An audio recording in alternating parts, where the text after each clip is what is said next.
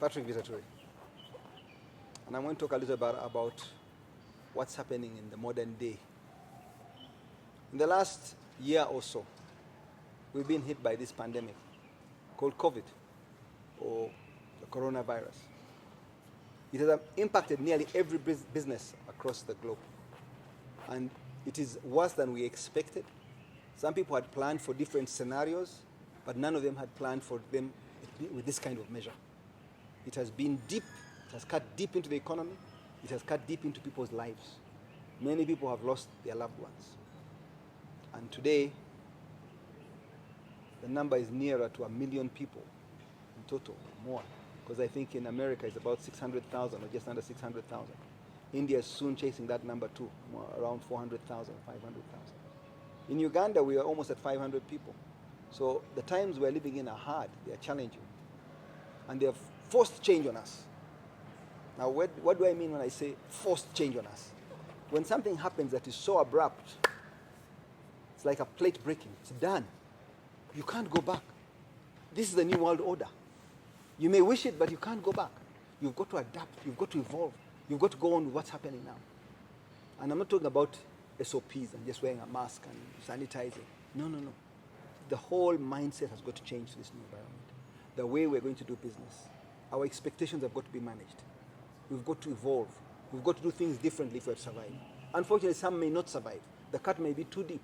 Even to me. I'm in the tourist business and we've been exposed. So we're finding that we're quite vulnerable after a year of no visitors coming into the country. The hotels are largely empty. I thank the people who have been supporting us, coming in for the foods and beverages and conferences, the small meetings. Those have kept us alive. Many of my staff get paid on time. We've been managing, but again now we've gone into a second lockdown. There might even be a third, we don't know. So, what have we learned out of this? We have learned that we've got to embrace technology. That's one of the tools in our toolbox. That we kept talking about moving into the digital era, but we weren't moving fast enough. Now it's been forced on us. We all have got to embrace technology. Social media was used mainly for social events.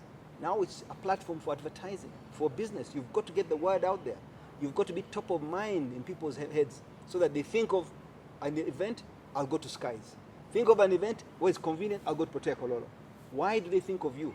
There are many other hotels that have opened up. So you've got to keep fresh in people's minds with customer service, with better offerings, whether it's the food or the package, the ambience.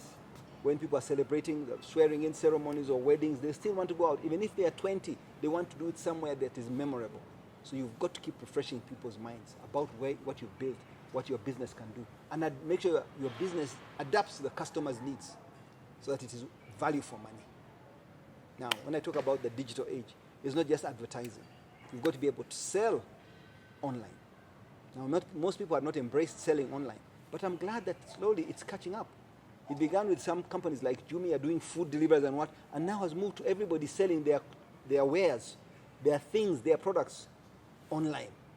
And they're getting customers from as far as America, Europe, Asia, selling their coffee from here to China. So you've got to start somewhere. And this change is what you've got to adapt. You've got to embrace it. It's what is necessary to take us into the next era. Now, the rest of the world has had 3 iterations of industrial revolution. The first industrial revolution was from muscle power to steam. The second was when electricity was discovered. The third was computing power. Now we are moving into the 4th generation, not fully in it, but a good portion of the world is moving into the Internet of Things, artificial intelligence, getting machinery, robotics to work for you.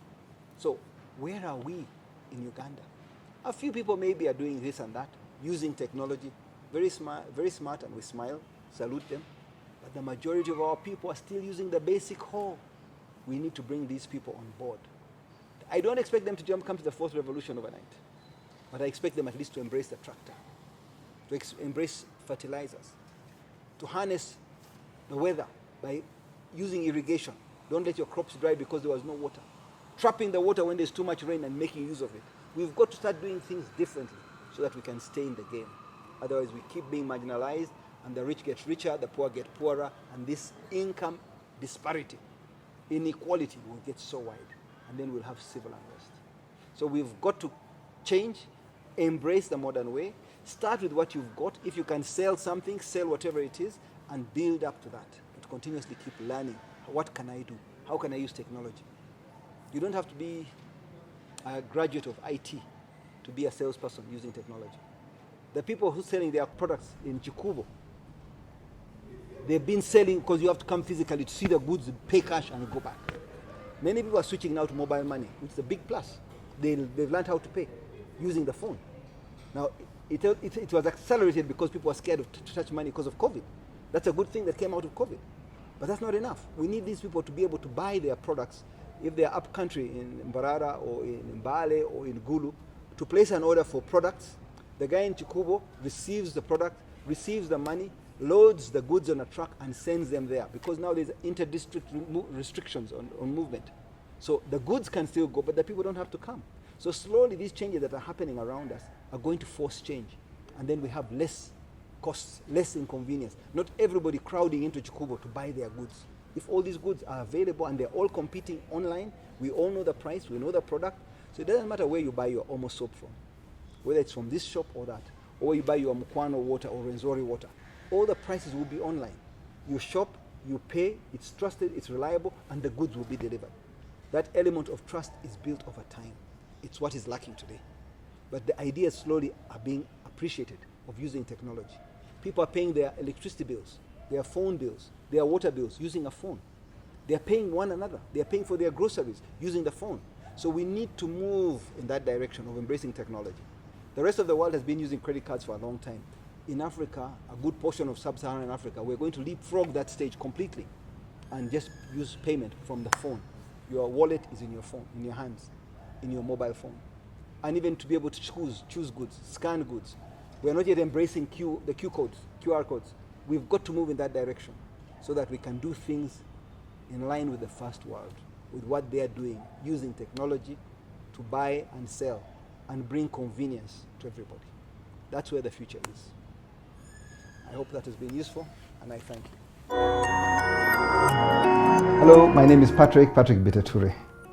I'd like you to subscribe to my YouTube channel and follow me on the social media platforms. I'm going to be doing a series on businesses that are built to last. That's an easy thing to say, it's not an easy thing to do. Let's walk this walk together, and I try to guide you so that you can build businesses that will last.